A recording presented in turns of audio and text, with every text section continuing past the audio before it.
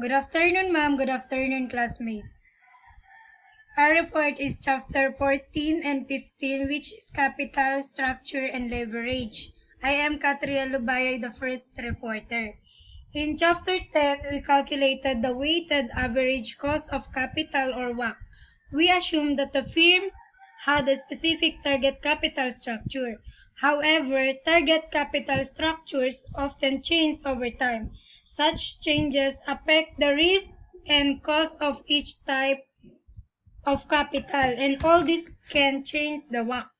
Moreover, a change in the WACC will affect capital budgeting decisions and ultimately the stock price. Many factors influence capital structure decisions, and as we will see, determining the optimal capital structure is not an exact science. Therefore, even firms in the same industry often have dramatically different capital structure. In this chapter, we consider the effects of debt on risk and on the optimal capital structure. When we finish this chapter, we should be able to do the following or explain why there may be differences in a firm capital structure when measured on a book value basis, a market value basis, or a target basis. Distinguish between business risk and financial risk, and explain the effects that debt financing has on the firm's expected return and risk. Discuss the analytic framework used when determining the optimal capital structure. Discuss capital structure theory and use it to explain why firms in different industries tend to have different capital structure.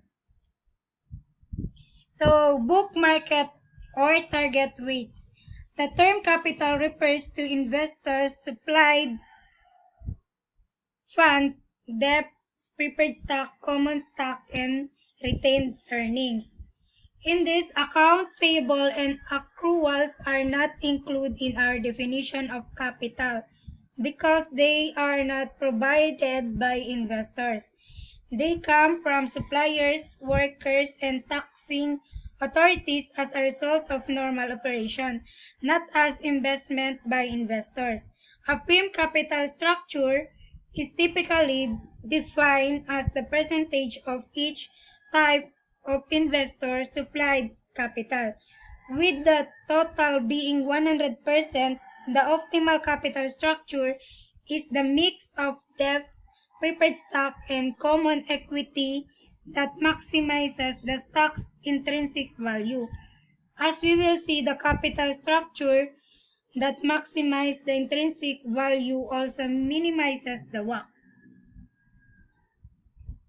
So, this table shows the snapshot of December 31, 2016 Caterpillar Inc.'s book value, market value, and target capital. In this case, as in generally true, the market value of debt was fairly close to its book value. So for simplicity, we show the same dollars of debt in both the book and market columns. However, the time of this analysis, the common stock sold for $91.22 per share versus its $22.61 book value. There were 584.3 million shares outstanding, so the market value of the equity was 53.3 billion, calculated as $91.22 or 584,300 million, equal 53.3 billion versus a $13.1 billion book value. For capital structure purposes, no distinction is made between equity raised by issuing stock versus retaining earnings. Stockholders provided both components either by purchasing newly issued shares or by allowing management to retain earnings rather than to distribute them as dividends. Note that at the time of this analysis, CAT had 584.3 million shares outstanding. Its book value per share was $22.61 and its market price was $91.22 per share. We do not know its management determined target capital structure. The 50% debt ratio is just our estimate of what reasonable target might be. The procedure illustrated in section 14.3 shows how CAT might go about establish its target capital structure. So, Caterpillar does not use preferred stock, but if it did, the market value of preferred would be calculated in the same way as we calculated the market value of its common equity. According to most financial theorists, it is better to use market values than book values. However, most financial analysis report data on a book value basis and bond rating agencies report book values and seem to give them at least as much weight as market values. Also, stock prices are quite volatile. Therefore, if we use market values, then the weights used to calculate the WACC will also be volatile. For all these reasons, some analysts argue for the use of book values. In perfect world, a firm would identify its optimal capital structure based on market values, raise capital so as to maintain the structure and use the optimal percentage to calculate its WACC. However, the world is not perfect. It is impossible to identify a precisely optimal structure. And given the volatility inherent in financial markets, it would be impossible to remain on most firms focused on target debt ratio reach as opposed to a single number. Generally, a firm's CFO considers the capital structure of the firms against which it benchmarks and performs an analysis similar to what we do in the remainder of this chapter. Assume that Caterpillar's management conclude the firm optimal capital structure has 50% debt and set its target debt range at 45% to 55%. The equity range in thus 1 minus percent debt or between 45% and 55% equity. Now, for simplicity, assume that the average interest rate on both short-term and long-term debt is 5%. The cost of equity is 11%, and its corporate tax rate is approximately 30%. Using weights for the table 14.1, the following calculations show that choice of capital structure makes a significant difference in WACC estimated.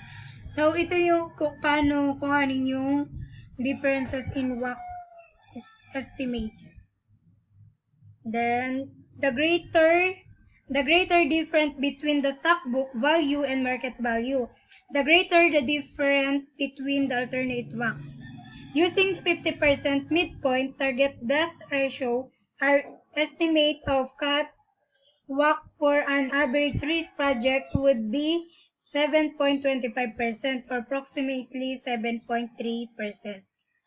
If the actual debt ratio were significantly below the target range, the firm would probably raise capital by issuing debt. Whereas if the debt ratio were about the target range, equity would probably be used. Note that also the target range is likely to change over time as conditions change. Then, capital structure changes over time. Firms' actual capital structure changes over time and for two quite different reasons. So, one, deliberate action. If a firm is not currently at its target, it may deliberately raise new money in a manner that moves the actual structure toward the target. Then, two, market actions. The firm could incur high profits or losses that lead to significant changes in book value, equity as shown on its balance sheet, and to a decline in its stock price. Similarly, although the book value of its debt would probably not change, interest rate changes due to the changes in generally level of rates or changes in the firm's default risk could cause significant changes in its debt market value. Such changes in market value of debt and or equity could result in large changes in its measured capital structure. Still, at any given moment, most firms have a specific target range in mind. If the actual debt ratio has surpassed the target, a firm can sell a large stock issue and use the proceeds to retire debt. Or if the stock prices has increased and pushed the debt ratio below the target, it can issue bonds and use the proceeds to repurchase stock. And of course, a firm can gradually move toward its target through its annual financing to support its capital budget. So that is our report, my report, and thank you.